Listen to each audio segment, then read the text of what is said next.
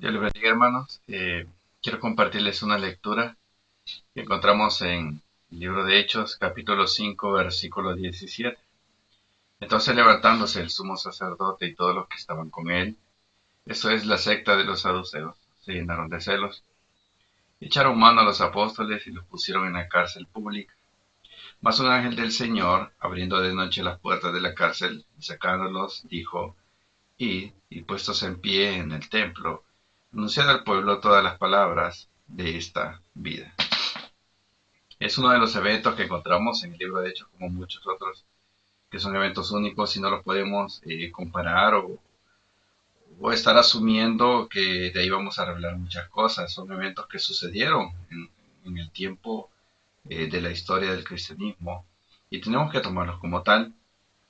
En este evento vemos como hijos de Dios que compartían la palabra de Dios fueron tomados y fueron puestos en la cárcel. Pero hay algo que debemos de recordar. En el 17 dice que el sumo sacerdote y todos los que estaban con él se llenaron de celos. Cuando usted está en el Evangelio, cuando usted está haciendo las cosas bien, cuando se le va bien en la vida probablemente, siempre habrá gente llena de celos hacia su persona. Porque hay un sentir general de las personas o del ser humano y es un sentir de envidia muchas veces. Es decir, cuando Dios lo bendice a usted, muchas veces como cristianos nos preguntamos, ¿y por qué no yo, Señor? ¿Y por qué a fulano? Y comenzamos a hacer esas comparaciones que no vienen al caso, porque eso solo indica una poca fe en el Señor o poco conocimiento de parte de Dios. Eso no debería existir, ni aún se nombra entre nosotros, menciona la palabra de Dios. Pero viene en esta ocasión y es como si unos cristianos acusaran y tuvieran celos de otros cristianos. Yo he escuchado términos como celo ministerial, los cuales me cuesta compartir porque es difícil, uno no trabaja para uno trabaja para la obra de Dios, uno le sirve al Señor. Y si le servimos al mismo Señor, ¿por qué habríamos de tener envidia? Es como una organización, todos se empujan para que avance, para que las cosas funcionen, para que los objetivos se cumplan. Es igual en el caso del Evangelio. Usted, el que predica, predica para que la palabra llegue a su destino. El que sirve en un ministerio, sirve para que la palabra se reciba con amor. El que atiende a otros hermanos lo hace para que en el Evangelio se propague de la mejor manera. Entonces, es un solo sentir el que deberíamos de tener. No debería existir celos entre los cristianos.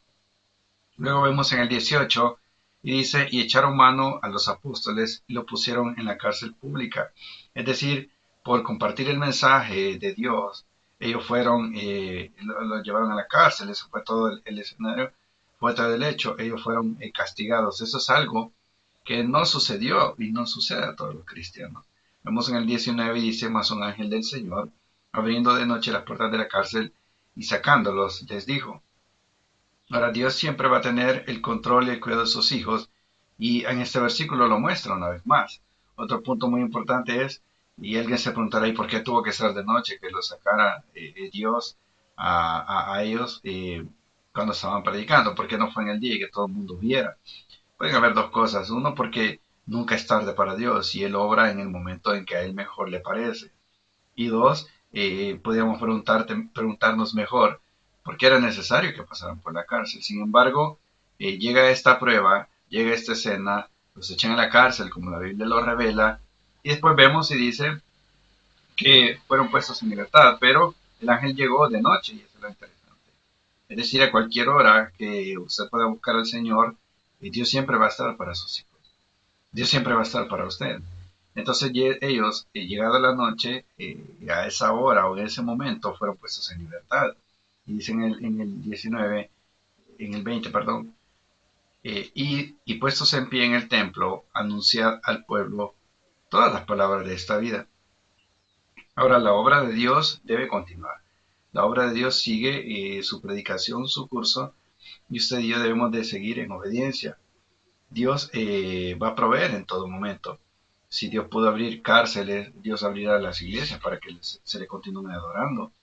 Si Dios pudo enviar un ángel a abrir una puerta y nadie lo notará, Dios también va a abrir las puertas y va a proveer para cada necesidad de la iglesia, siempre que exista. Porque si Dios es un Dios providente, lo hará con su casa, lo hará con sus hijos, para que su palabra no se detenga, sino no se detuvo en todos los tiempos de la historia en que las Biblias trataron de ser quemadas, en que los profetas fueron castigados o torturados, en que hay persecución en muchos países en la actualidad, en muchos países del mundo, no hay una libertad como la que nosotros gozamos. Entonces, ¿cómo se va a detener una vez la iglesia? No se detiene. Quiere decir que el Evangelio Dios va a obrar para que siga siendo compartido y llegue más almas al arrepentimiento. Eso es lo que Dios obra en la vida del hombre. Y luego dice en el 21, habiendo oído esto, entraron de mañana en el templo y enseñaban. Entonces, el ciclo se cumple. Es decir, ellos son puestos a prueba, alguien tiene celos, son puestos a prueba al ser echados de la cárcel, luego Dios los liberta y comienzan a predicar. Ahora alguien se preguntará y dirá, ¿y por qué Dios paga de esa forma? Porque Dios siempre ve la obediencia del hombre. Dios siempre ve el corazón del ser humano. Entonces, ella en la bienaventuranza dice, bienaventurados son cuando por mi causa os vituperen y os persigan y digan toda clase de mal contra vosotros mintiendo. Entonces, la iglesia se sentía bendecida o se sentía privilegiada porque hubiera algo de persecución. Yo sé que eso no suena muy aceptable probablemente o humanamente hablando. Eso no es algo que debería llenar de gozo, pero a la luz de la palabra de Dios sí. Porque Él dice que debemos hacer tesoros en el reino de los cielos, no acá en la tierra.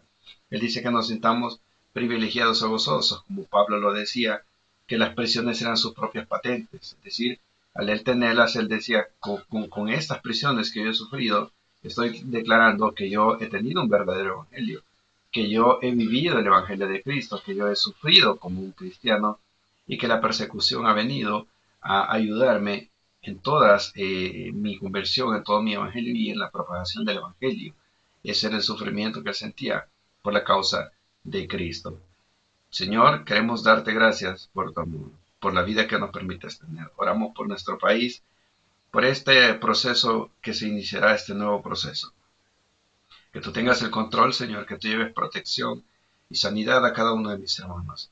Que tengamos el privilegio de congregarnos una vez más, Señor, de adorarte en coinonía como hermanos en Cristo, de buscarte en todo momento. Padre, prepara nuestros corazones, prepara nuestra mente, prepara nuestro carácter. Ayúdanos a ser humildes, a ser siervos útiles, como tu palabra lo declara, y a ser buenas ovejas. Te amamos, lleva refugio al desamparado, lleva provisión al necesitado, lleva sanidad al enfermo. Y en tu santo nombre hemos orado. Amén y amén. Que el Señor les bendiga, mis hermanos, y ha sido un gusto poder compartir con ustedes.